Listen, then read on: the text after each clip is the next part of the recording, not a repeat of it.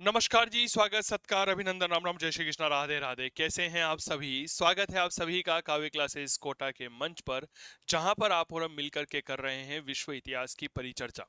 मेरे प्यारे साथियों, ये विश्व इतिहास की यह क्लास विशेष तौर पर आयोजित की जा रही है प्रथम श्रेणी स्कूल व्याख्याता भर्ती परीक्षा के लिए।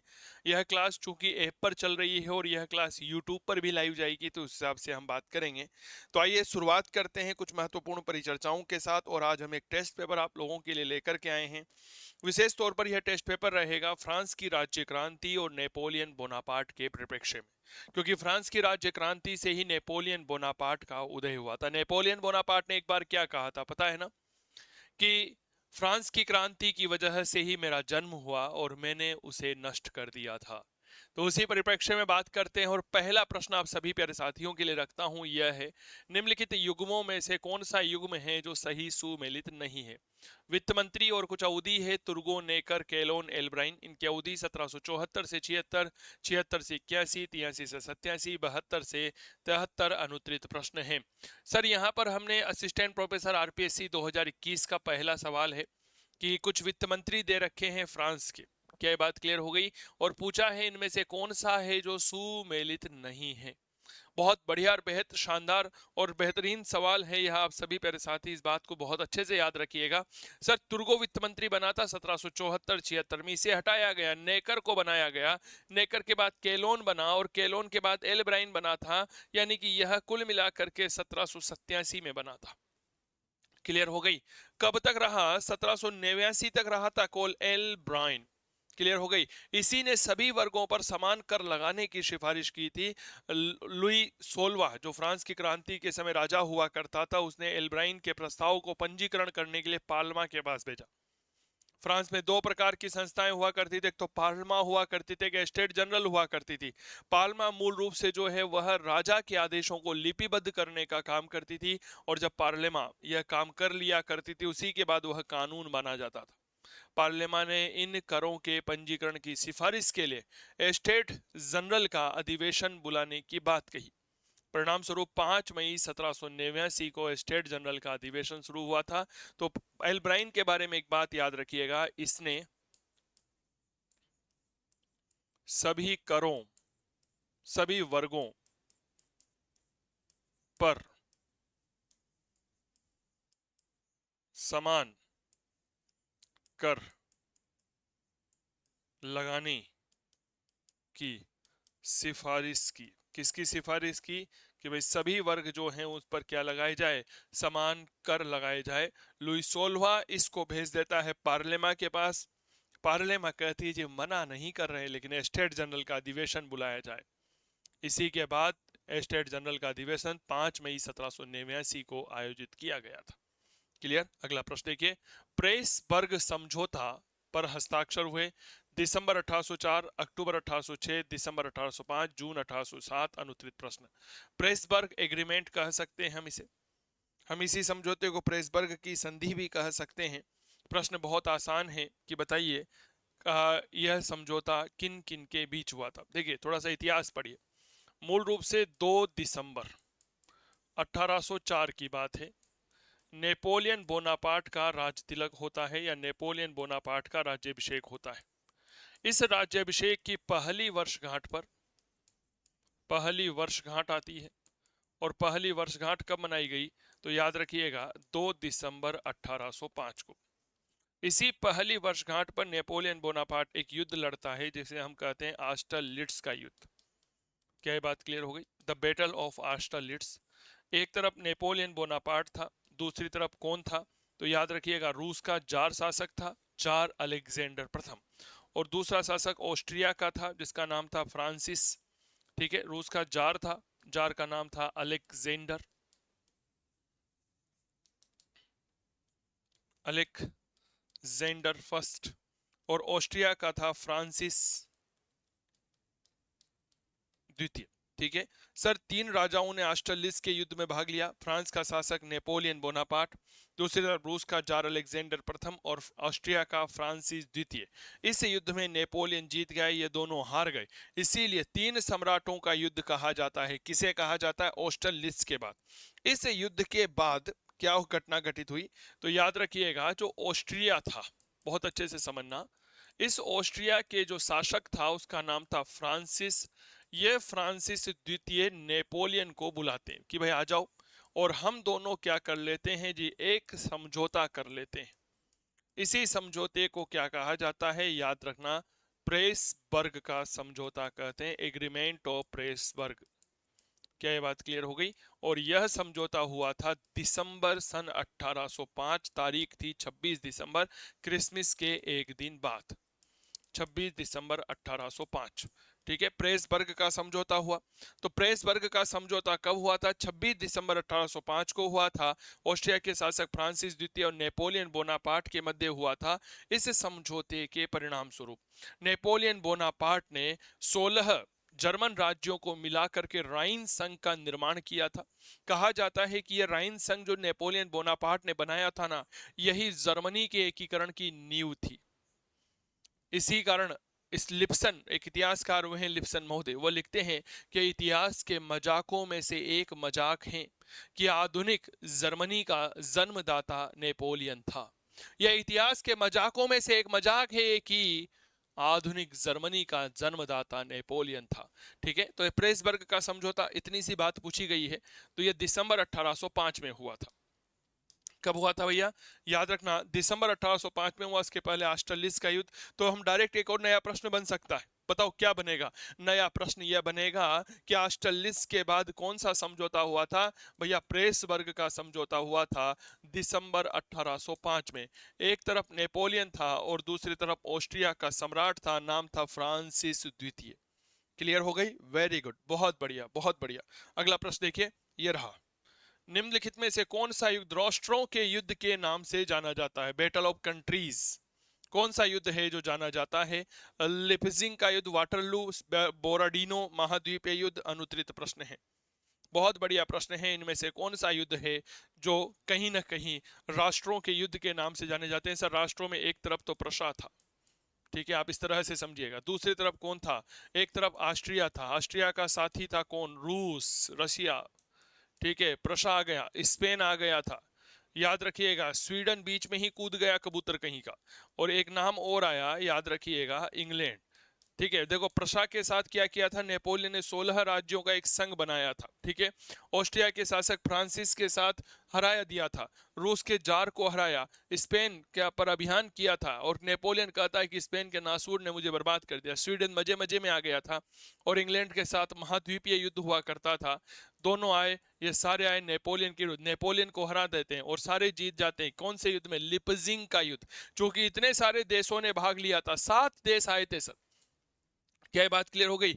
इन 7 देशों, 6 देशों ने मिलकर नेपोलियन को हराया, इसीलिए इसे लिपजिंग का युद्ध कहते हैं। और लिपजिंग का युद्ध जो है 19 अक्टूबर 1813 को हुआ था।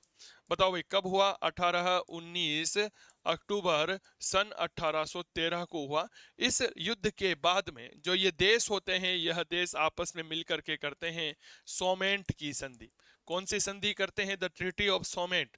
इस सोमेंट की संधि के तहत यह तय किया गया कि जब तक हम नेपोलियन का पूरी तरह से खात्मा नहीं कर देते, तब तक हम आपस में संगठित रहेंगे, हम आपस में एक रहेंगे, कभी लड़ाई झगड़े नहीं करेंगे। क्या ये बात क्लियर हो गई? तो क्या मैं ऐसा कह सकता हूं कि एक तरफ 6 देश थे, प्रशा था, ऑस्ट्रिया था, रूस था, स्पेन था, स्वीडन था, इंग्लैंड था। इन 6 देशों ने आपस में संधि करी नेपोलियन बोनापार्ट के खिलाफ और कहा कि जब तक नेपोलियन बोनापार्ट का खात्मा नहीं कर देते, तब तक हम जो है शांति से नहीं बैठेंगे। तो याद रखना, इसे ही हम सोमेंट की संधि कहते हैं। क्या ये बात क्लियर हो गई? चलिए जी, अगला प्रश्न देखिएगा। नेपोलियन को कानून संहिता के बारे में निम्नलिखित में से कौन सा सही नहीं है? नेपोलियन ने कानून संहिता, विधि संहिता तैयार की थी सर।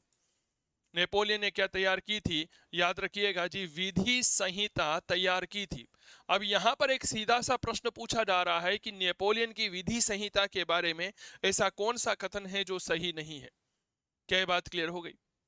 नेपोलियन ने अपनी विधि संहिता के बारे में कहा था कि मेरा वास्तविक गौरव मेरे 40 युद्धों की विजय से नहीं, मेरी विधि संहिता ऐसी है जो कभी न मिट सकेगी, यह हमेशा चिरस्थायी है और आगामी समय मुझे मेरे युद्धों से नहीं, मेरी विधि संहिता से याद रखिएगा। ये बात किसने कही थी? ये नेपोलियन बोनापार्ट ने कही थी। प्रत्येक पुत्र को संपत्ति में समान अधिकार, ब्याज की दर निश्चित कर दी, ट्रेड यूनियनों पर प्रतिबंध लगाए, विवाह को एक समझौता माना और अनुत्तरित प्रश्न है। बताइए, हमारे प्यारे साथी पूछ रहे हैं सर, ऑनलाइन कोर्स काव्य क्लासेस कोटा का मोबाइल एप्लीकेशन डाउनलोड कर लीजिएगा। स्क्रीन पर आपको नंबर मिल रहे हैं, स्क्रीन पर आपको ऐप की डिटेल मिल रही है। यह सारी जानकारी जो है आपको डिस्क्रिप्शन बॉक्स में हमारा ऐप का लिंक मिल जाएगा। आप सीधा जाकर के काव्य क्लासेस कोटा का मोबाइल एप्लीकेशन डाउनलोड कर सकते हैं और वहां पर हमारा ऑनलाइन डिजिटल कोर्स खरीद सकते हैं। संपूर्ण पाठ्यक्रम करवाता हूं सर, कोई बेईमानी नहीं करते, कोई चीटिंग नहीं करते। टॉपिक वाइज पीडीएफ है, टॉपिक वाइज टेस्ट सीरीज है, कंप्लीट क्लास सिस्टमेटिक तरीके से डली हुई है। पूरा पाठ्यक्रम है वो नए सिलेबस के अनुसार है। क्लियर हो गई सर। नेपोलियन की विधि संहिता में प्रत्येक पुत्र को संपत्ति का अधिकार दिया, ब्याज की दरें निश्चित कर दी, ट्रेड यूनियनों पर प्रतिबंध लगा दिया, लेकिन भाई साहब विवाह को समझौता नहीं माना गया। क्या ये बात क्लियर हो गई? नेपोलियन ने अपनी विधि संहिता में नेपोलियन को एक स्थायी बंधन के विवाह को एक स्थायी बंधन के रूप में स्वीकार किया। जो विवाह था, इस विवाह को एक स्थायी बंधन के रूप में स्वीकार किया कि भैया कोई विवाह जो है या कोई तमाशा थोड़ी है कि कभी भी जोड़ सकते हैं कभी भी तोड़ सकते हैं। No never. विवाह जो है एक परमानेंट है जी, विस्थायी बंधन है। नेपोलियन की विधि संहिता की यह बेहद खूबसूरती थी। इसीलिए नेपोलियन क्या कहता है, नेपोलियन ने अपनी विधि संहिता के माध्यम से फ्रांस में जो पुरातन एक व्यवस्था चली आ रही थी उसको समाप्त करने का प्रयास किया था। इसीलिए नेपोलियन ने क्या कहा, आने वाली पीढ़ियां मुझे मेरे युद्धों से नहीं मेरी विधि संहिता से याद रखेगी। चलिए अगला प्रश्न देखिए, वित्त मंत्री से बार बार प्रश्न पूछे जाते हैं। फ्रांस के किस वित्तीय प्रबंधक ने अपने आर्थिक कार्यक्रम की घोषणा की? न दिवालियापन, न करों में वृद्धि और न ऋण। तुर्गो, नेकर, केलोन, ब्रिसो, अनुत्तरित प्रश्न है। कोई दिवालियापन नहीं होगा, कोई कर नहीं लगाए जाएंगे और नहीं मेरे प्यारे साथियों कोई अधिक ऋण लिया जाएगा।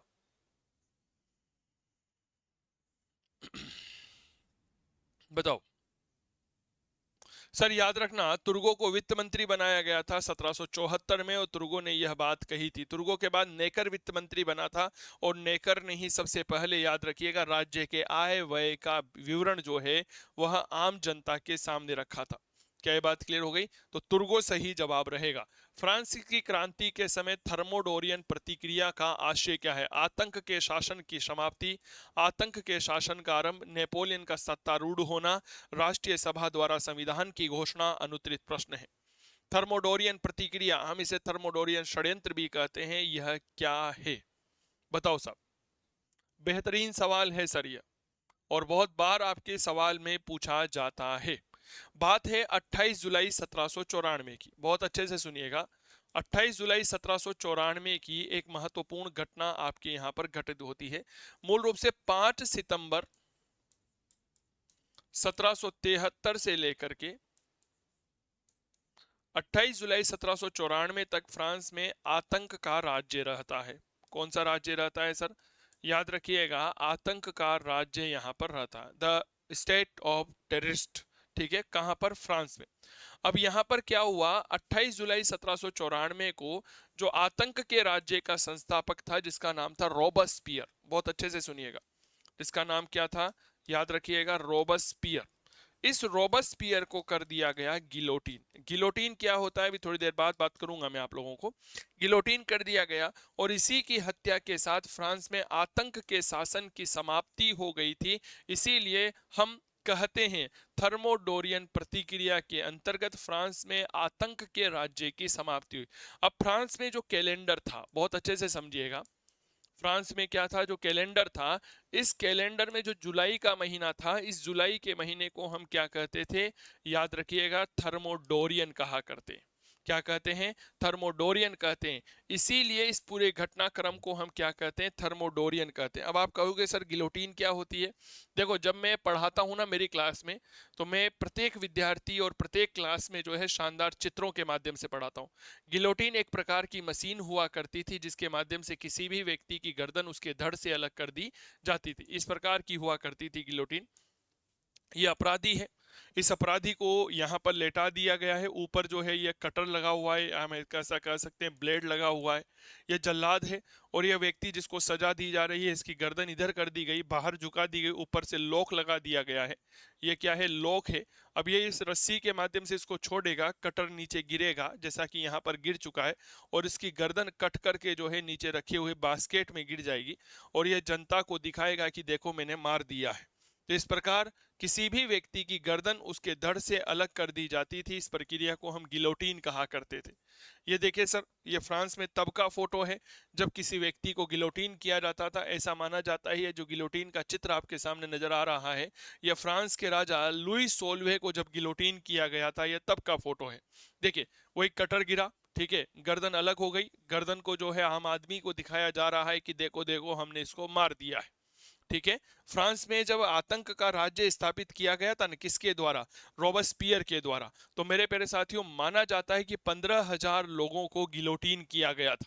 क्या ये बात क्लियर हो गई? तो ये चीजें थोड़ा सा आप लोगों को याद रखिएगा। चलिए आगे बढ़ते हैं। फ्रांसीसी क्रांति के बाद वहां आतंक के राज्य का नेता कौन था?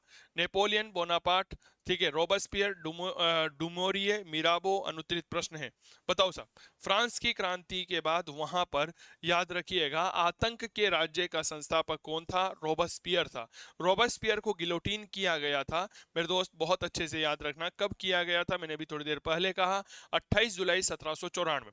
28 जुलाई 1794 को रॉबस्पियर को गिलोटीन किया गया, और इसे गिलोटीन करने के बाद फ्रांस में आतंक के राज्य की समाप्ति हुई, जिसे हम थर्मोडोरियन की प्रतिक्रिया या थर्मोडोरियन षड्यंत्र कहते हैं। मिराबो कौन था? मिराबो यहाँ पर एक व्यक्ति है जी, बहुत अच्छे से सुनिएगा। जब 20 जून 1789 को टेनिस कोर्ट की शपथ हुई थी, तो मिराबो ने ही गरज कर कहा था। बेसिकली यह लोग जो हैं वर्साई के महलों में बैठक करना चाहते थे, लेकिन वर्साई के महलों में ताला लगा दिया गया था राजा के आदेश से। तो ये लोग जब वर्साई के महलों में पहुंचे तो बैठक नहीं कर पाए, तो पास के ही टेनिस कोर्ट में 20 जून 1789 को यह बैठक करते हैं और कहते हैं, मिराबो ने कहा था कि हम यहां से तब तक नहीं हटेंगे जब तक देश के लिए एक नया संविधान नहीं दे देते। क्या ये बात क्लियर हो गई? तो ये चीजें थोड़ा सा आप लोगों को पता होना चाहिए। अगला महत्वपूर्ण प्रश्न, यह किसने कहा कि यदि रूसो नहीं होता तो फ्रांस की क्रांति संभव नहीं होती? वोल्टेयर ने कहा, लाफाइते ने कहा, नेपोलियन बोनापार्ट ने कहा, मिराबो ने कहा था? बताओ। एक कथन है जी, यह किसने कहा कि अगर रूसो नहीं होता तो फ्रांस में क्रांति नहीं होती? बेहतरीन प्रश्न है सर। यह बात कही थी नेपोलियन बोनापार्ट ने, बिल्कुल सही कहा, नेपोलियन बोनापार्ट ने कही थी। जीन जोसेफ रूसो, इसने किताब लिखी थी सामाजिक संविधा, सोशल कॉन्ट्रैक्ट।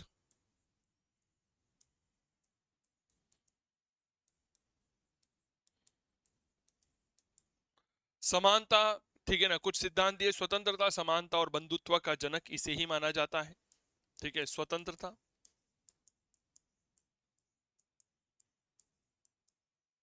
समानता व बंधुत्व का जनक माना जाता है, और यही फ्रांस की क्रांति के आदर्श वाक्य बने थे, स्वतंत्रता, समानता और बंधुत्व। मेरे प्यारे साथियों, रूसो वही है जिसने लिखा था कि मनुष्य स्वतंत्र पैदा होता है, लेकिन यत्र तत्र सर्वत्र वह हर कहीं जंजीरों से जकड़ा हुआ रहता है। रूसो के द्वारा ही सामान्य इच्छा का सिद्धांत प्रतिपादित किया गया था। रूसो ने कौन सा सिद्धांत दिया था? तो याद रखिएगा, इसने सिद्धांत दिया था सामान्य इच्छा का सिद्धांत, people of principle of general will. ये किसने दिया था? यह रूसो ने दिया था। अगला प्रश्न, फ्रांस में जो राष्ट्रीय दिवस है यह कब मनाया जाता है? 17 जून, 20 जून, 27 अगस्त, 14 जुलाई? अनुत्तरित प्रश्न है। फ्रांस में राष्ट्रीय दिवस, जैसे हमारे भारत में राष्ट्रीय दिवस कब मनाते हैं साहब? 15 अगस्त को मनाते हैं स्वतंत्रता दिवस। ठीक उसी प्रकार फ्रांस में राष्ट्रीय दिवस कब मनाया जाता है? सर याद रखना, 14 जुलाई को। देखो 14 जुलाई हमारे फ्रांस की क्रांति में काफी महत्वपूर्ण, इसी दिन 14 जुलाई 1789 को फ्रांस में बेसिकली क्या हुआ था, एक किला था, नाम था बास्तिल। इस बास्तिल दुर्ग में आग लगा दी गई थी, तो बास्तिल के दुर्ग का पतन हो गया था। बास्तिल के दुर्ग का पतन हुआ, इस बात की सूचना फ्रांस के राजमहलों में पहुंचती है, तो वहां पर राजा कहता है, राजा क्या कहता है कि यह तो विद्रोह है, लेकिन पास में खड़ा हुआ मंत्री दिलिया कून कहता है राजन यह विद्रोह नहीं यह क्रांति है। यह क्या है? यह विद्रोह नहीं, यह क्रांति है। तो बास्तील के दुर्ग का पतन हुआ और राजा लुई 16वां कहता है यह विद्रोह है। दिलिया कून जो पास में खड़ा हुआ मंत्री कहता है राजन यह विद्रोह नहीं यह क्रांति है। 14 जुलाई जो है फ्रांस में राष्ट्रीय गौरव दिवस के रूप में मनाया जाता है। 14 जुलाई फ्रांस में किस रूप में मनाया जाता है? याद रखिएगा, तो फ्रांस में राष्ट्रीय गौरव दिवस के रूप में मनाया जाता है। राष्ट्रीय गौरव दिवस के रूप में मनाया जाता है। समझ में आ गई क्या बात? फ्रांस में राष्ट्रीय गौरव दिवस के रूप में यह मनाया जाता है, यह बात थोड़ा सा याद रखना। और मेरे दोस्त इस दिन जो है फ्रांस का राष्ट्रीय दिवस भी होता है। 14 जुलाई 1789 में बास्तील के दुर्ग का पतन हुआ था। चीजें अपने आप आपकी क्लियर हो रही होगी। क्लास पसंद आ जाए तो प्लीज इसे लाइक शेयर सब्सक्राइब जरूर करेंगे, क्योंकि आपके द्वारा किया गया सब्सक्रिप्शन, आपके द्वारा किया गया लाइक हमें मोटिवेशन करता है। मेरे दोस्त इतनी मेहनत कर रहे हैं सर, इतिहास विषय में कुछ नया करना है। मेरा सपना है कि हर एक इतिहास के विद्यार्थी को, हर एक इतिहास का प्रेमी जो है वह सरकारी सेवा में आना चाहिए। यह मेरा सपना है। कभी बात करेंगे बहुत शानदार किताबों के बारे में, कौन कौन सी किताबें पढ़नी चाहिए विद्यार्थियों को इतिहास के क्षेत्र में। मैं रिसर्च कर रहा हूं इस क्षेत्र में, कई सारे नए प्रश्न बना रहा हूं। बहुत जल्दी आप सब प्यारे साथियों के लिए इतिहास के प्रश्नों की एक अद्भुत श्रृंखला लेकर के आऊंगा, जो उस लेवल के होंगे जिसमें आप net JRF, assistant professor, first grade की तैयारी करेंगे तब भी काम आएंगे। कमेंट करके बताइएगा शुरुआत कहां से की जाए, प्राचीन भारत से, मध्यकाल से, आधुनिक भारत से की जाए, या विश्व इतिहास से की जाए, या हिस्टोग्राफी से की जाए। कमेंट करके जरूर बताइएगा। बहुत जल्दी नेट जेआरएफ असिस्टेंट प्रोफेसर के बैच आपके लिए लेकर के आऊंगा। शानदार प्रश्नों की श्रृंखला तैयार कर रहा हूं मैं। ठीक है, पीवाईक्यू तो हम करवा ही रहे हैं, ऑनलाइन कोर्स चल ही रहा है काव्य क्लासेस कोटा के मोबाइल एप्लीकेशन पर। आप सभी के लिए तो मेहनत की जा रही है मेरे दोस्त, किसी और के लिए नहीं, ताकि इतिहास में विद्यार्थियों को एक ऐसा शानदार पाठ्यक्रम, एक ऐसा शानदार पाठ्य सामग्री प्राप्त हो सके जिससे विद्यार्थी अपने सपनों को साकार कर सके मेरे प्यारे साथियों, केवल और केवल आप लोगों के लिए। ठीक है, चलिए अगला प्रश्न देखिएगा। गेबेल क्या होता है? फ्रांस की क्रांति में कुछ कर लगाए गए थे सर। गेबेल एक कर आता है, टिथ आता है, बेनाइट आता है। ठीक है, एक कर आता है जिसे हम कोर भी कहते हैं। ये क्या होता है? नमक कर है, धार्मिक कर है, आयकर है, बेलेनाइट है। अनुत्तरित प्रश्न है, नमक क्या है? देखो, एक तो होता है गेबेल, एक आता है कोरबी। क्या ये बात क्लियर हो गई? इसके अलावा अगर हम बात करते हैं मेरे दोस्त, तो यहाँ पर एक कर आता था टीथ। आप यहां पर याद रखना, चूंकि गेबेल पूछा गया है, गेबेल एक प्रकार का नमक कर होता है। कोरबी क्या होता है? कोरबी होता है जी बेगार, फ्री में काम करवाना। एक प्रकार का फ्रांस की क्रांति में सड़क पर किया जाने वाला श्रम, सड़क पर किया जाने वाला श्रम, इसे क्या कहते हैं? कोरबी। और टिथ क्या होता है? टिथ एक प्रकार का धर्माधिकारियों द्वारा लिया जाने वाला कर था, जो एक प्रकार का कृषि कर था। क्लियर हो गई? मैं आपको एक इमेज दिखाता हूं, बहुत अच्छे से समझिएगा।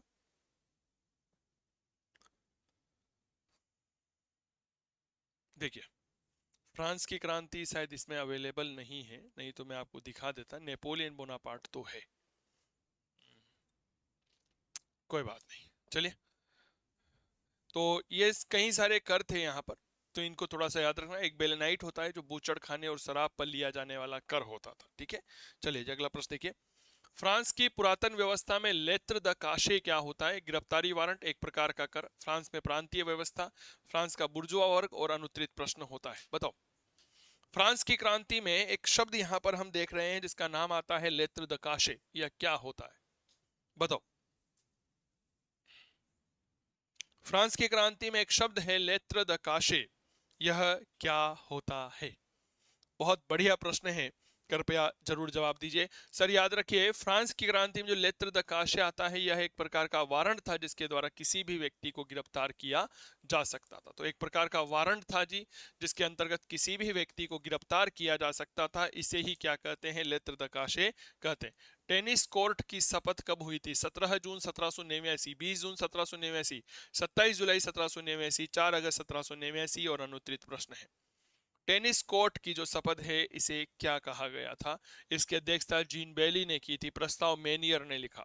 तो याद रखिएगा इसका प्रस्तावक कौन था? प्रस्तावक मेनियर था। ठीक है, इसकी अध्यक्षता किसने की थी? जीन बेली। और यहां पर एक व्यक्ति और था, नाम था मिराबो। ये मिराबो वही व्यक्ति था जो अपनी बहुत गर्जना भरी आवाज के लिए जाना जाता था। मिराबो ने ही कहा था कि हम यहां से तब तक नहीं हटेंगे जब तक फ्रांस को एक नया संविधान नहीं दे देते। किसने कहा था? मिराबो ने कहा था। कब कहा था? 20 जून 1789 को कहा था। कहाँ कहा था? टेनिस कोर्ट की शपथ में कहा था। मैं आपको एक दृश्य दिखाता हूं सर, बड़ा आनंद आएगा, आप लोग प्रफुल्लित हो जाएंगे चित्र देख करके कि जब टेनिस कोर्ट की शपथ ली गई थी उस समय परिस्थितियां कैसी थी। बहुत शानदार तरीके से देखिएगा सर। सर ये देखिए, ये थी टेनिस कोर्ट की शपथ। ये टेनिस कोर्ट में आ गए थे और यहाँ पर ये मिराबो है, ये नेमियर है, ये जीन बेली है, यहाँ पर ये जबरदस्त तरीके से शपथ ले रहे हैं। और वर्तमान में इस टेनिस कोर्ट जो है इसे संग्रहालय के तौर पे बदल दिया गया है। ये रहा सर संग्रहालय। ये टेनिस कोर्ट का शपथ का संग्रहालय है जिसे संग्रहालय में बदल दिया गया है। ये जो आप किले की प्रतिकृति देख रहे हैं, ये बास्तिल के दुर्ग का एक स्टेच्यू यहाँ पर रखा गया है। किसका है भैया? बास्तिल का किला, जो कि फ्रांस की राज्य क्रांति का प्रतीक माना जाता है, उसकी प्रतिकृति यहाँ पर तैयार कर दी गई है। ये जीन बेली है सर, देखिए। हाँ हाँ हाँ, क्या गजब का दृश्य है सर। किसी भी देश को क्रांति ऐसे ही नहीं मिलती। इस क्रांति को प्राप्त करने के लिए हजारों लोगों को नींव का पत्थर बनना पड़ता है। क्या ये बात क्लियर हो गई? चलिए जी अगला प्रश्न देखिए। हाँ हाँ हाँ, गजब, मजा आ गया, मजा आ गया। फ्रांस में गणतंत्र की स्थापना कब हुई? 20 सितंबर 1792, 21 सितंबर 1792, 22 सितंबर 1792, 23 सितंबर 1792 और अनुत्तरित प्रश्न है। बताओ भाई, फ्रांस में गणतंत्र की स्थापना कब हुई थी? बताओ। देखो घटना है 20 सितंबर 1792, एक युद्ध होता है वाल्मीकि का युद्ध। वाल्मीकि के युद्ध में फ्रांस की सेना जो है प्रसा की सेना को हरा देती है। 20 सितंबर 1792 यहां पर जो युद्ध होता है, और उस युद्ध का नाम क्या आता है? याद रखिएगा, बैटल ऑफ वाल्मी, यानी कि वाल्मी का युद्ध। इस वाल्मी के युद्ध में किस किस के बीच हुआ था? फ्रांस और, मेरे दोस्त याद रखिएगा जी, प्रशा के बीच में। फ्रांस जीत जाता है, प्रशा हार जाता है। इस युद्ध के अगले ही दिन यानी कि 21 सितंबर 1792 को फ्रांस में किसकी स्थापना कर दी गई? याद रखना, गणतंत्र की स्थापना कर दी गई थी। क्लियर हो गई? तो याद रखिएगा, बैटल ऑफ वाल्मी, वाल्मी के युद्ध के बाद फ्रांस में किसकी स्थापना हुई थी? गणतंत्र की स्थापना हुई थी। यह प्रश्न डायरेक्ट पूछा जा सकता है। हमसे विद्यार्थी पूछते हैं, विद्यार्थी मैं माफी चाहूंगा, अक्सर विद्यार्थी पूछते हैं सर हमने जो पढ़कर गए थे वहां से तो सवाल आया ही नहीं। अरे हमारे पढ़ने की दृष्टिकोण वैसा नहीं था। यहाँ पर प्रश्न हमने क्या पढ़ा कि फ्रांस में गणतंत्र की स्थापना कब हुई? तारीख हमें पता है कि भैया 21 सितंबर 1792 को हुई, लेकिन प्रश्न घुमा करके पूछ दिया कि बताओ फ्रांस में जब गणतंत्र की स्थापना हुई थी वह कौन से युद्ध के बाद हुई? वाल्मीकि का युद्ध कब हुआ? 20 सितंबर 1792 को हुआ। किस किस के बीच हुआ? फ्रांस और प्रशा के बीच में हुआ था। ये चीज थोड़ा सा आप लोगों को पता होना चाहिए। क्लियर हो गई? चलो, किसने अमेरिकन और फ्रांसीसी क्रांतियों में दोनों में भाग लिया? एक ऐसा व्यक्ति जिसने अमेरिकी क्रांति में भी भाग लिया, फ्रांसीसी क्रांति में भाग लिया। लाफायते, मिराबो, रॉबस्पियर, मारा। अनुत्तरित प्रश्न है। एक ऐसा व्यक्ति जिसने, मेरे प्यारे साथियों, अमेरिका की क्रांति में भी भाग लेता है।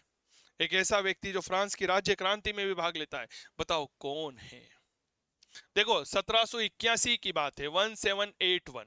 एक युद्ध होता है जिसे हम कहते हैं battle of York town. York town का युद्ध, यार्क टाउन का युद्ध जो है यह मूल रूप से किस किस के बीच हुआ? अमेरिका वर्सेस इंग्लैंड के बीच हुआ। अमेरिका का जो सेनापति था उसका नाम था जॉर्ज वॉशिंगटन।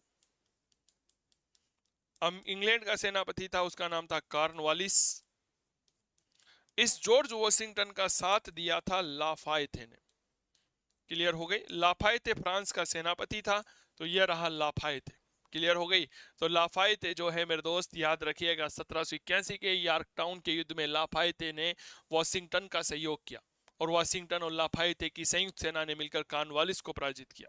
क्या ये बात क्लियर हो गई? और इसी ने फ्रांस को मानवाधिकारों की घोषणा पत्र तैयार किया था। किसने? लाफायते ने। लाफायते दिखता कैसा था सर? थोड़ा सा देखो ना लाफायते को। देखो अपने पास तो सारे चित्र है जी, मैं बिना फोटो के तो कोई बात ही नहीं करता। देखो लाफायते है यह। इसी लाफायते के नेतृत्व में फ्रांस में नेशनल गार्ड का गठन किया गया था। ये बात आपको पता है? लाफायते के नेतृत्व में के नेतृत्व में फ्रांस में किसकी स्थापना की गई थी? नेशनल गार्ड की स्थापना की गई थी। यह है लाफायते। क्लियर? चलो जी, अगला प्रश्न ये रहा। हो सकता है मैं आपके विचारों से सहमत नहीं हूं, लेकिन किंतु आपके विचार अभिव्यक्त करने की स्वतंत्रता का समर्थन करूंगा। एक कथन है जी। हो सकता है कि मैं आपके विचारों से सहमत नहीं हो पाऊं, लेकिन याद रखना, मैं आपके विचार अभिव्यक्त करने की स्वतंत्रता का समर्थन करूंगा। वोल्टेयर, रूसो, दिदरो, मोंटेस्क्यू अनुत्तरित प्रश्न है। यहां पर आपके समक्ष मेरे प्यारे साथियों एक सेंटेंस दे रखा है फ्रांस की क्रांति के एक बहुत बड़े बुद्धिजीवी का, जिसने एक लेख लिखा था, नाम था लेटर्स ऑन इंग्लिश। इसका लेख कौन सा है?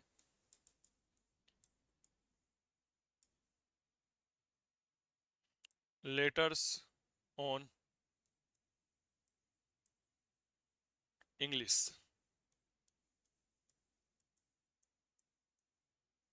LATTERS, letters on English. ठीक है। और ये कथन कहा था वोल्टेयर ने। आप राजस्थान पत्रिका अखबार पढ़िए। राजस्थान पत्रिका अखबार जो है ना, उस अखबार में मेरे प्यारे साथियों याद रखिएगा, यह जो सेंटेंस है यह हमेशा लिखा हुआ था। हो सकता है मैं आपके विचारों से सहमत नहीं हो पाऊं, लेकिन मैं आपके विचार पर अभिव्यक्त करने की स्वतंत्रता का समर्थन करूंगा। वोल्टेयर ने यह बात कही थी। वोल्टेयर के कुछ शानदार कथन हैं। इन भ्रष्ट चीजों को नष्ट कर दो, है ना। वोल्टेयर कहता है अगर ईश्वर नहीं है तो उसका आविष्कार करना पड़ेगा। वोल्टेयर कहता है 100 चूहों के बजाय एक शेर का शासन अच्छा है। समझ में आ गई कि आप समझो मैं क्या कहना चाह रहा हूं? 100 चूहों के बजाय एक शेर का शासन अच्छा है, ये वोल्टेयर ने कहा। अगर ईश्वर नहीं है तो उसका आविष्कार करना पड़ेगा। वोल्टेयर कहता है इन भ्रष्ट चीजों को नष्ट कर दो। वोल्टेयर कहता है, क्या कहता है? हो सकता है मैं आपके विचारों से सहमत नहीं हूं, लेकिन फिर भी मैं आपके विचार अभिव्यक्त करने की स्वतंत्रता का समर्थन करूंगा। इसी ने किताब लिखी थी लेटर्स ऑन इंग्लिश। क्या ये बात क्लियर हो गई? चलो सर, कुछ राजा। फ्रांस की क्रांति के समय फ्रांस का शासक कौन था? लुई 14वां, 15वां, 16वां, 18वां अनुत्तरित प्रश्न है। हा हा, क्या गजब के कथन है सर। इनमें से कुछ राजाओं ने कुछ बात कही थी। लुई 14वें ने कहा मैं ही राज्य हूँ। लुई 15वां कहता था प्रलय तो मेरे मरने के बाद होगी। और लुई 16वां कहता था काश मैं त्याग पत्र दे पाता। इसका कथन क्या था? मैं ही राज्य हूँ।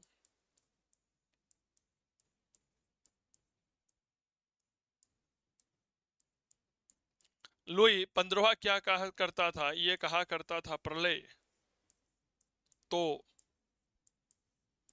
मेरे मरने के बाद आएगी। प्रलय तो मेरे मरने के बाद आएगी, ये कहा करता था। लुई 16वां कहा करता था काश मैं भी त्याग पत्र दे पाता। और इस समय शासक कौन था? लुई 16वां था। यह बात क्लियर हो गई? फ्रांस में जब क्रांति हुई उस समय राजा कौन था? याद रखना, यह था लुई 16वां। क्लियर? चलो अगली बात। कागज का यह टुकड़ा नेपोलियन की सेना से अधिक प्रभावशाली सिद्ध हुआ, यह कथन किसका है? एक कथन है जी, कागज का यह टुकड़ा नेपोलियन की सेना से ज्यादा प्रभावशाली था। यह किसने कही थी? बहुत अच्छे से इन बातों को समझिएगा। लॉर्ड एक्टन ने कही, रूसो ने, वोल्टेयर, दिदरो अनुत्तरित प्रश्न है। बताओ। कागज का यह टुकड़ा, मानवाधिकारों की घोषणा हुई थी फ्रांस में। क्लियर हो गई? कब हुई थी? 26 अगस्त 1789, जिसका प्रारूप लाफायते ने तैयार किया था। उनके संदर्भ में लॉर्ड एक्टन ने यह बात कही थी। किसने कही थी? लॉर्ड एक्टन ने कही थी। देखो फ्रांस, फ्रांस में क्या हुआ?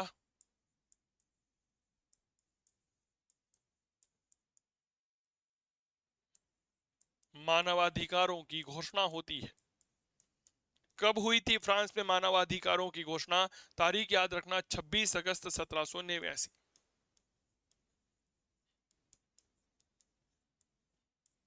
इनका प्रारूप किसने तैयार किया था? प्रारूपकर्ता याद रखना, लाफायते। ये लाफायते वही है जिसने कहीं ना कहीं अमेरिका, मेरे दोस्त, और फ्रांस दोनों क्रांतियों में भाग लिया था। यॉर्क टाउन के युद्ध 1781 में जॉर्ज वॉशिंगटन का सहयोग किया था। नेशनल गार्ड का गठन किया गया था इसी के नेतृत्व में। क्लियर हो गई? चलो, एक्टन ने यह बात कही थी। राष्ट्रीय सभा ने सामंत प्रथा का अंत कब किया? 9 जुलाई 1789, 4 अगस्त 1789, 15 जुलाई 1789, 26 अगस्त 1789। राष्ट्रीय सभा जो है इसने सामंत प्रथा का अंत जो है वह कब किया था? एक बेहतरीन सवाल है आप सभी प्यारे साथियों के लिए कि राष्ट्रीय सभा जो है इसने मूल रूप से सामंत प्रथा का अंत कब किया था। याद करिए, 4 जुलाई 1789 को जो राष्ट्रीय सभा है इसका अधिवेशन रात भर चलता है। 30 कानून, 30 अध्यादेश पारित किए गए जिसमें सामंतों ने भी अपने अधिकारों का त्याग कर दिया, दास व्यवस्था समाप्त कर दी थी। यह घटना थी 4 अगस्त 1789 की। ठीक है, अगला प्रश्न देखिए। सु आ हा सर, 4 तारीख है। मतलब विद्यार्थियों का अक्सर कहते हैं कि सर जो है यह चीजें थोड़ा सा समझने में नहीं आती है, आप एक बार बताया करो कि तारीखें कैसे याद करें। मैं अक्सर मेरे विद्यार्थियों से कहता हूं कि विश्व इतिहास में तारीखों का बहुत बड़ा योगदान है। आप विश्व इतिहास कभी भी पढ़ रहे हो तो याद रखिएगा, कहीं ना कहीं आप लोगों को प्रत्येक विश्व इतिहास का चैप्टर, विश्व इतिहास का प्रत्येक चैप्टर पढ़ने के बाद उसके लिए एक समरी तैयार करनी चाहिए कि इस दिन ये तारीख हुई, इस दिन ये घटना हुई, इस दिन ये घटना हुई। ये चीजें आप लोगों को बहुत उपयोगी रहेगी। असुमेलित होगा 17 जून 1789, तीसरे सदन ने स्वयं को राष्ट्रीय सभा घोषित कर दिया। 20 जून 1789 टेनिस कोर्ट की शपथ। 9 जुलाई 1789 राष्ट्रीय सभा ने राष्ट्रीय संवैधानिक सभा घोषित कर दिया। 14 जुलाई 1789 स्टेट जनरल का अधिवेशन। अनुत्तरित प्रश्न है।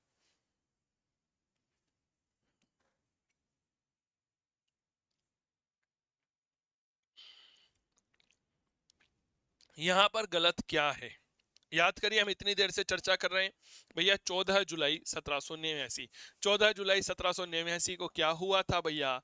याद रखना, बास्तिल के किले का पतन हुआ था। बास्तिल दुर्ग का क्या हुआ था? पतन हुआ था। कब हुआ था? 14 जुलाई 1789। स्टेट जनरल का जो अधिवेशन है वो 5 मई 1789 आएगा। क्लियर हो गई? हाँ या ना का जवाब दीजिए। क्लास कैसी लग रही है? आनंद आ रहा है, नहीं आ रहा? हाँ या ना का जवाब दो ना मेरे वीरों, मेरी वीरांगनाओं, मेरे शेरों, मेरी शेरनियों, मेरे मास्टरों और मेरी मास्टरनियों हैं। हाँ हाँ हाँ।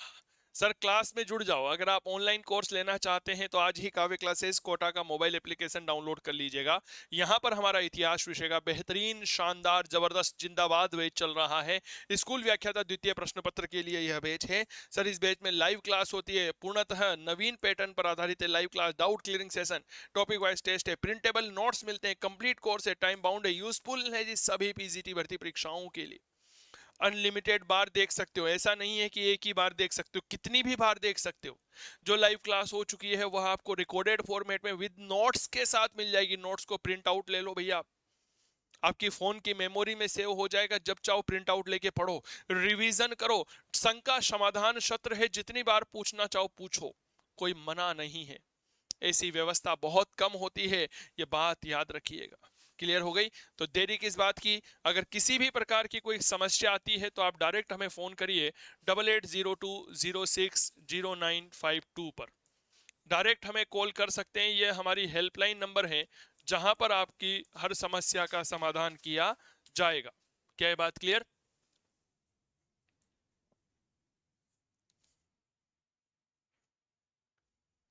आपकी प्रत्येक समस्या का समाधान किया जाएगा सर। चलिए अगला प्रश्न देखते हैं। क्लास में आनंद आ रहा है ना, तो कमेंट जरूर कर दीजिएगा। और साथ ही साथ मैंने अभी थोड़ी देर पहले आपसे एक वादा किया कि एक शानदार प्रश्नोत्तरी की श्रृंखला लेकर आऊंगा इसी यूट्यूब चैनल पर जिस पर आप क्लास देख रहे हैं। बता दीजिएगा, प्राचीन की पहले लाऊं या फिर मध्य या आधुनिक की, या विश्व इतिहास लाया जाए या हिस्टोग्राफी लाया जाए। बहुत जल्दी नेट जेआरएफ के बैच लेकर आने वाला हूं मैं। असिस्टेंट प्रोफेसर का बेस लाऊंगा आप सभी प्यारे साथियों के साथ। राजस्थान इतिहास की शानदार किताब आप लोगों के लिए प्रकाशित हो चुकी है, उसको भी आप जुड़ सकते हैं, खरीद सकते हैं। इसी नंबर पर कांटेक्ट करके जानकारी ले सकते हैं कि सर हम आपकी राजस्थान इतिहास की किताब कैसे खरीदें। कवर पेज एक बार दिखा देता हूं। यह है सर हमारा राजस्थान के इतिहास का बुक कवर। देखिए सर, हाँ हाँ हाँ, कितना गजब का है आप लोगों का प्यार और स्नेह है सर, बाकी और कुछ नहीं है। राजस्थान इतिहास की शानदार किताब आप घर बैठे प्राप्त कर सकते हैं, तो ये चीजें थोड़ा सा याद रखिएगा। देखो बीच बीच में क्या है ना, प्रचार प्रसार भी बहुत जरूरी होता है। पर किताब खरीदने का बहुत साधारण सा और सिंपल सा मेथड है। आप किताब खरीदें मेरे प्यारे साथियों। नंबर है 8802060952, 210 रुपये किताब की रेट है, आपकी घर पे डिलीवर कर दी जाएगी। ठीक है ना। चलिए जी, तो अगला प्रश्न आप सभी प्यारे साथियों के लिए ये रहा, civil constitution of the clergy किसके द्वारा पारित किया गया? राष्ट्रीय सभा, राष्ट्रीय सम्मेलन, संचालन मंडल, नेपोलियन? अनुत्तरित प्रश्न है। बहुत बेहतरीन सवाल है। Civil constitution of the clergy जो है यह किसके द्वारा पारित किया गया था? सर एक बात याद रखिएगा, civil constitution of the clergy जो है वह 3 नवंबर 1789 को पारित किया गया और इस एक्ट के माध्यम से चर्च की जो संपत्ति थी उसका राष्ट्रीयकरण कर दिया गया था। क्लियर हो गई? कब पारित किया गया? 3 नवंबर 1789 को पारित किया गया। और इसके तहत चर्च की जो संपत्ति थी, इस चर्च की संपत्ति का क्या कर दिया गया? राष्ट्रीयकरण कर दिया गया। राष्ट्रीयकरण कर दिया गया। ठीक है। 3 नवंबर 1789 को पारित किया था और इसको पारित करने वाली कौन थी? नेशनल असेंबली थी, यानी कि राष्ट्रीय सभा थी। क्या ये बात क्लियर हो गई? कौन थी साहब? याद रखिएगा जी, राष्ट्रीय सभा थी। ठीक है। अगला प्रश्न यह रहा, यह चीज इसलिए कानूनी है क्योंकि मैं ऐसा चाहता हूं, यह कथन किसका है? अगर आप इस कथन को पढ़ोगे ना कि यह चीज इसलिए कानूनी है क्योंकि मैं ऐसा चाहता हूं, तो आपको इस कथन में अहम की भावना दिखेगी, ईगो की भावना दिखेगी। निकोलस द्वितीय, पीटर, लुई चौदहवा, लुई सोलहवा? अनुत्तरित प्रश्न है। यह चीज इसलिए कानूनी है क्योंकि मैं ऐसा चाहता हूं, यह कथन किसने कहा था? सर याद रखना, यह कथन कहा था फ्रांस का सम्राट लुई सोलहवा, क्यों जब फ्रांस में क्रांति हुई ना तब यही राजा था। यही वह राजा है जो कहा करता था, क्या कहा करता था? काश मैं भी त्याग पत्र दे पाता।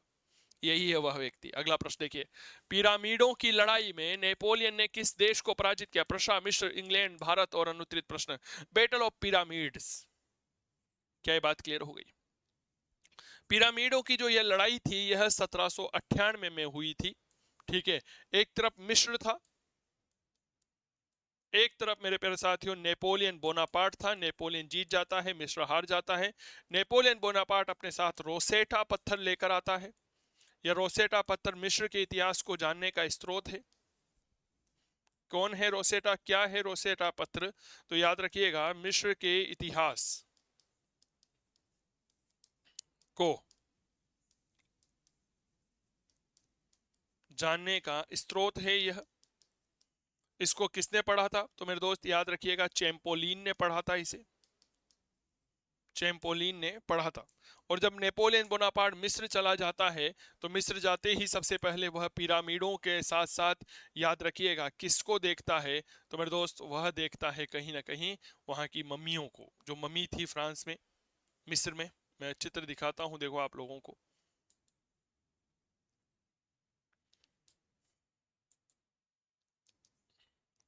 यह है सर, यह है मिस्र की इजिप्ट की लड़ाई, बैटल ऑफ इजिप्ट। पिरामिड, ये पीछे आपको पिरामिड नजर आ रहा होगा, आप देखिए। ये मिस्र देश में है, ये नेपोलियन बोनापार्ट जा रहा है और मिस्र की लड़ाई में मिस्र को जीत लेता है और यहाँ पर इस तरह से पिरामिडों को देखता है। देखो ये है, ये है सर नेपोलियन बोनापार्ट, ये खड़ा। और ये मिस्र में पिरामिड है जिसको दास उठाए हुए हैं, गुलाम उठाए हुए हैं। और उस पिरामिडों को, आपको पता होगा पहले मिस्र की सभ्यता पढ़ाई जाती थी सर, जब सिलेबस में थी हमारे, लेकिन अब नहीं है। तो मिस्र में क्या होता था, जो उनके लोग होते थे जिनका देहांत हो जाता था, तो उन पर एक विशेष प्रकार का लेप लगा करके चारों तरफ सूती कपड़ा बांध करके उनको एक बक्से में बंद कर दिया जाता था, जिसको मम्मी कहा करते थे।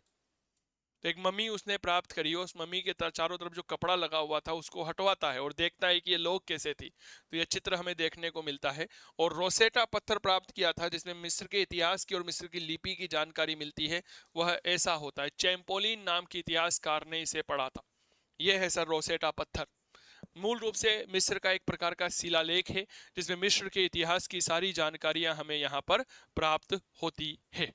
क्या ये बात क्लियर हो गई? चलो जी, अगला प्रश्न, नेपोलियन ने पोप के साथ कान का डेटा धार्मिक समझौता किया था, कब था? इस समय पोप कौन था? तो पोप था पायस सप्तम। कौन था पोप? पायस सप्तम था। और ये कान का डेटा क्या है? तो याद रखिएगा जी, यह एक प्रकार का धार्मिक समझौता है। क्या था? धार्मिक समझौता। 1800, 1801, 1802, 1804 अनुत्तरित प्रश्न है। कान का डेटा नामक धार्मिक समझौता जो है वह कब किया था? मेरे दोस्त याद रखना, 14 जुलाई 1801 को। क्या कहता है? 14 जुलाई 1801 को यह धार्मिक समझौता करता है। नेपोलियन के कभी कभी प्रश्न उठाए जाते हैं, जब आप बड़ी बड़ी कॉन्फ्रेंस में जाते हैं तो नेपोलियन के बारे में प्रश्न उठाए जाते हैं उसके धर्म को लेकर के, कि साहब उसने तो पोप के साथ समझौता किया था और अपने आप को सरेंडर कर दिया था। लेकिन नेपोलियन के धार्मिक दृष्टिकोण के बारे में स्वयं नेपोलियन अपनी किताब नेपोलियन द लीजेंट में लिखता है। क्या लिखता है? कि लोग कहते हैं कि मैं पोपवादी हूं। नेपोलियन बोनापार्ट ने खुद लिखा है कि लोग कहते हैं कि मैं पोपवादी हूं, लेकिन मैं ऐसा कुछ भी नहीं हूं। मैं मिस्र में मुसलमान हूं और फ्रांस में कैथोलिक हूं। ये नेपोलियन बोनापार्ट खुद कहा करता था।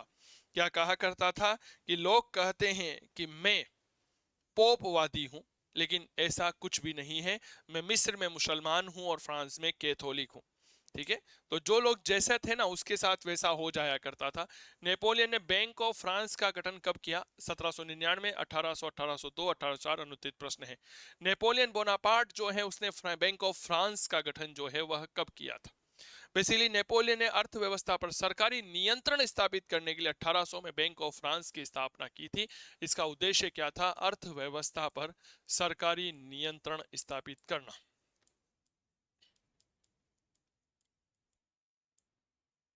अर्थव्यवस्था पर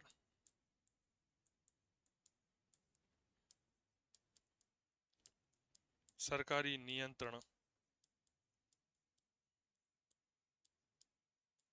स्थापित करना। ठीक है, चलिए। किस वर्ष नेपोलियन को फ्रांस का वंशानुगत शासक बना दिया गया? 1802, 1803, 1804, 1805 अनुत्तरित प्रश्न है। एक ऐसा समय जब नेपोलियन बोनापार्ट को फ्रांस का वंशानुगत राजा बना दिया गया था। बहुत बढ़िया प्रश्न है, कृपया जवाब दीजिए। देखिए, नेपोलियन बोनापार्ट 2 दिसंबर 1804। फ्रांस में एक चर्च होता है और उस फ्रांस के चर्च को कहा जाता है नोत्रे दामे। इस नोत्रे दामे चर्च में फ्रांस का राज्याभिषेक नेपोलियन बोनापार्ट अपना राज तिलक करवाता है। और इस समय पोप कौन था? पोप था पायस सप्तम। तो मेरे दोस्त कहानी सुनिएगा। कहानी यह है, 2 दिसंबर 1804, सर्दी का महीना था। फ्रांस के पेरिस में एक चर्च होता है जिसे नोत्रे दामे चर्च कहते हैं। उस नोत्रे दामे गिरजाघर में राज्याभिषेक करवाकर विधिवत फ्रांस का राजा बना कौन? Napoleon Bonaparte. इसके पहले नेपोलियन बोनापार्ट प्रथम कौंसल यानी कि प्रथम सलाहकार था।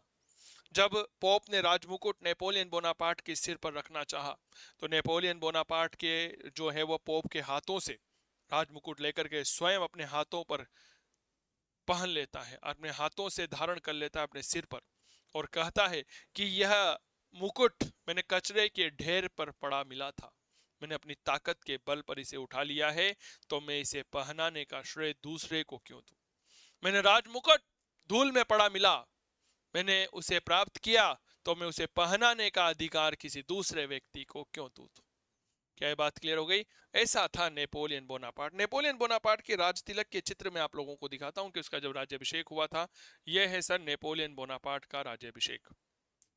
देखिए सर, ये आपको नजर आ रहा होगा, ये नेपोलियन बोनापार्ट का राज तिलक हो रहा है। ये उसकी रानी है, ये पोपाय सप्तम। ये जो बैठा हुआ है ना, ये है नेपोलियन बोनापार्ट। सॉरी, माफी चाहूंगा, ये है नेपोलियन बोनापार्ट जो राज तिलक स्वयं अपने हाथ से अपने सिर पर धारण कर रहा है। क्लियर हो गई? और ये पोपायस है, ये इसकी पत्नी जोसफाइन है। ठीक है, जो इससे बड़ी थी, 6 साल, विधवा थी लेकिन सुंदर महिला थी। नेपोलियन बोनापार्ट जब मरता है ना, तो अपने जीवन के अंतिम समय में पता है क्या कहता है? जीवन के अंतिम समय में नेपोलियन बोनापार्ट के मुख से उसकी पत्नी का ही नाम निकला था, जोसफाइन, जोसफाइन, जोसफाइन। इसकी दूसरी पत्नी ऑस्ट्रिया की राजकुमारी थी, नाम था मेरिया लुइस। चर्चा करेंगे थोड़ी देर बाद। कोर्शिका द्वीप किस व्यक्ति से संबंधित है? मुसोलिनी, हिटलर, नेपोलियन, चर्चिल अनुत्तरित प्रश्न है। बताओ भाई, कोर्शिका द्वीप बड़ा महत्वपूर्ण है सर, इटली में था। फ्रांस का नियंत्रण था, भूमध्य सागर में था। सर याद रखना, यह आपके नेपोलियन बोनापार्ट से है। 15 अगस्त 1769 को यहीं पर नेपोलियन बोनापार्ट का जन्म हुआ था। कोर्सिका द्वीप अगर आप देखना चाहते हैं तो इस तरह से नजर आता है आप लोगों को, देखिएगा। ये आपको नक्शा नजर आ रहा है, यहाँ पर फ्रांस है, ये इटली है, ये कोर्सिका द्वीप है, ये मेडिटेरियन यानी कि भूमध्य सागर है, ये सार्डिन या पिनमोंट का क्षेत्र हो जाता है, सीसली के राज्य, कभी चर्चा करेंगे जब इटली का एकीकरण पढ़ेंगे। ठीक है, तो ये है कोर्सिका द्वीप। इसी कोर्सिका द्वीप पर नेपोलियन बोनापार्ट का क्या हुआ था, जन्म हुआ था। सर ऐसे पढ़ाता हूं मैं मेरे ऐप पे, अब आपको विश्वास हो गया होगा ना। इस तरह से मैप में बाकायदा कोर्सिका द्वीप के बारे में बताया जाता है, कहाँ पर है, किस तरह से जन्म हुआ।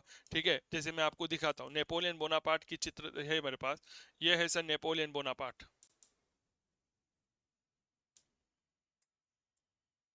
देखिए, ये नेपोलियन बोनापार्ट की पीडीएफ है, उसका हमने थोड़ा सा परिचय दे दिया। फिर नेपोलियन बोनापार्ट का चित्र दिखाया, है ना। जन्म दिखाया इटली के कोर्सिका द्वीप में, जो फ्रांस के अधीन था, अजेसियों स्थान है। ये कोर्सिका हो गया, फ्रांस इटली, ये ऐसा दिखता है वर्तमान में।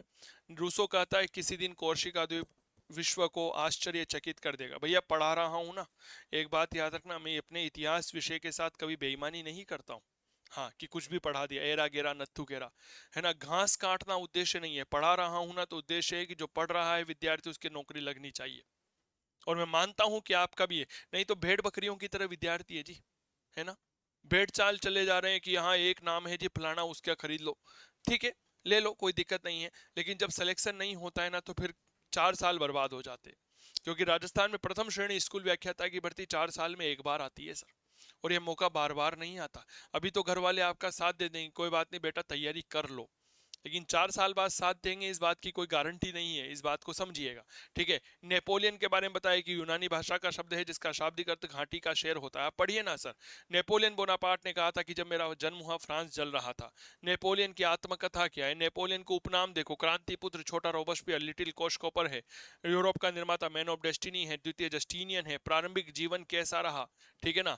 ये इसकी पत्नी थी जिसके साथ विवाह किया, नाम था जोसफाइन, बड़ी थी, सुंदर थी, विधवा थी। 1796 में शादी करता है। कार्नो ने इसे ऑस्ट्रिया अभियान पर भेजा, ऑस्ट्रिया के साथ कंपोनियो की संधि की। मिस्र अभियान 1798 देखो सर, है ना। और युद्ध स्थल, जल युद्ध में हार गया था। रोसेटा पत्र प्राप्त किया, चैंपोलियन ने पढ़ा था सर, ये देखो। इसके बाद फ्रांस लौट आया, फ्रांस का शासनकाल, फ्रांस का सम्राट, प्रथम कौंसल के तौर पर उसके उद्देश्य क्या थे, उसने क्या क्या कार्य किए, देखो। नया संविधान बनाया, ठीक है ना। सत्ता का केंद्रीकरण किया, आर्थिक सुधार किए, bank of France, France Frank नामक मुद्रा आ गई, ठीक है। इसके अलावा ईओडी, एक्स्ट्रा ऑर्डिनरी डोनेन आ गया। एमेगर्स के साथ समझौता, एमेगर्स क्या होते हैं, फ्रांस छोड़कर जाने वाले सामंत, इनके साथ पोप के साथ समझौता करता है, जिसे कान का डेटा कहा जाता है। कब करता है, याद रखिएगा, यह 1801 में करता है। समझौते की क्या क्या बातें थी सर, सारी मैंने बताई है सर। प्रशासनिक सुधार क्या क्या किया, नेपोलियन की विधि संहिता, ये देखो सर मैंने चित्र के साथ बताइए आपको, ठीक है ना, क्या क्या कानून पारित किए।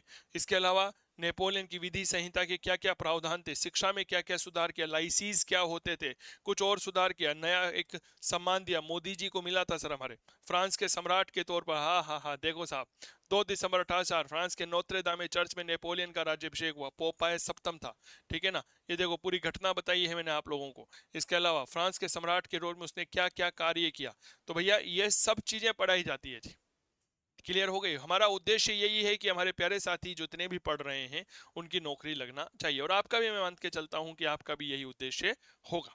क्लियर हो गई बात। तो ये थी कुछ महत्वपूर्ण बातें जो आप लोगों के साथ करनी थी, ठीक है।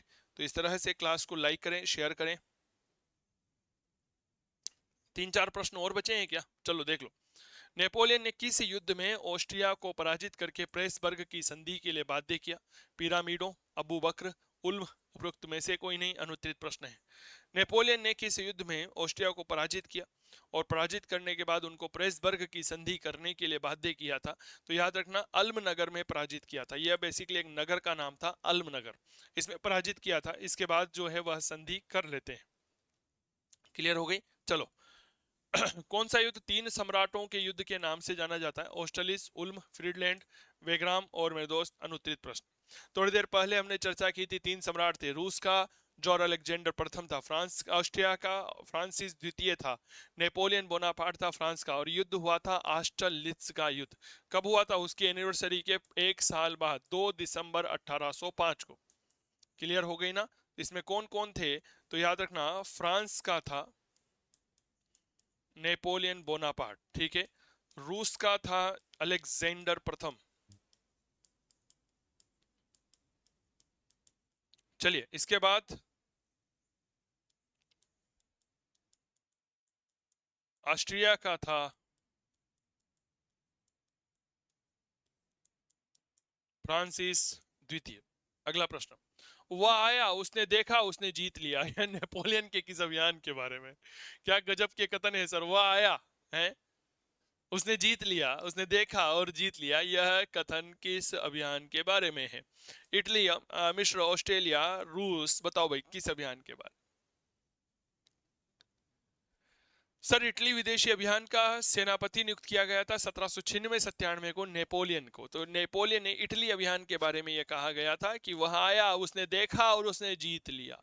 क्लियर हो गई? गजब की बात है सर। अगला प्रश्न देखिए, पेरिस की औरतों ने वर्साई की तरफ कब कूच किया था? पेरिस की औरतें, या पेरिस से वर्साई का मार्च कहलाता है महिलाओं का।